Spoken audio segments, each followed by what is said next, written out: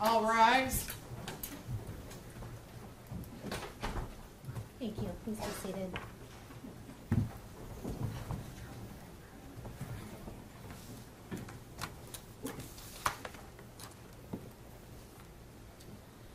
The court calls the matter involving Jason Dalton, file 160287FY. Counsel, please state your appearances for the record. Good morning, Your Honor. Jeff Getting, Kalamazoo County Prosecuting Attorney, appearing on behalf of the people of the state of Michigan. Jeff Williams, also on behalf of the people, Your Honor. Cedric Luis on behalf of Jason Dalton. And the record should reflect that Mr. Dalton is also present. Good morning, sir. The matter is scheduled today for a hearing following an order for competency evaluation back on May the 3rd of 2016. I want to start by expressing my level of concern that the results of the non-public report, the competency evaluation of Mr. Dalton, were somehow made public prior to today's hearing. Let me make it clear. Competency is a determination for the court and the court alone. The court was advised prior to going on the record that counsel had stipulated to the court considering the competency evaluation that was completed by the Forensic Center, the Center for Forensic Psychiatry. In accord with MCL 330.20303, the competency evaluation has been marked and will be admitted by stipulation of counsel. Is that correct, Mr. Getting? Yes, it is, Your Honor. Thank you. And on behalf of Mr. Dalton, Mr. Solis. Judge, it is, and the record should reflect that I had reviewed the contents of the report with my client, at least in summary form. The 7-page report was authored by Janet Bay Dumaine, a licensed psychologist at the Forensic Center. We have no objection to that. Okay.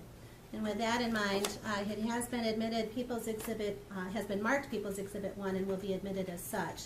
The court has reviewed the competency evaluation. Counsel, is there any additional information the court should consider? No, Your Honor. Mr. Solis? Nothing further, Judge. And based on the court's review of the competency evaluation, the court finds as follows. Mr. Dalton understands the nature of the charges against him. Mr. Dalton understands the potential penalties if convicted of these crimes. Mr. Dalton is able to assist his attorney in defending this case. The defendant is competent to stand trial, and this case will proceed on to the next stage of the criminal process, that being the scheduling of the preliminary examination.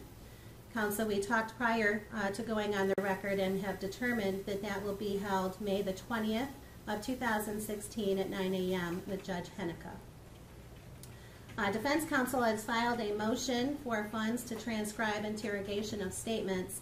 It is my understanding, Mr. Getting, that you do not intend to seek admission of any of Mr. Dalton's statements for purposes of the preliminary examination. Is that correct? That's correct, Your Honor. In order to make sure that this matter continues moving forward, we've agreed that we will not use his statements at the time of the preliminary examination.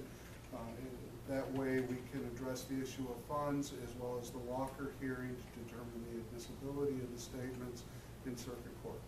Okay. Does that satisfy you at least for now, Mr. Solis? It does, Judge. I will renew my motion in circuit court if that's where we end up. Okay. Then in that case, the court will defer a decision on that motion until the completion of the preliminary examination. If there is a finding of no probable cause, then obviously the motion would be moot. If there is a finding of probable cause, then a decision would be made at that time.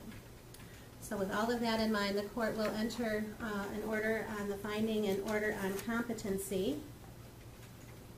Mr. Getting or Mr. Williams, is there anything further?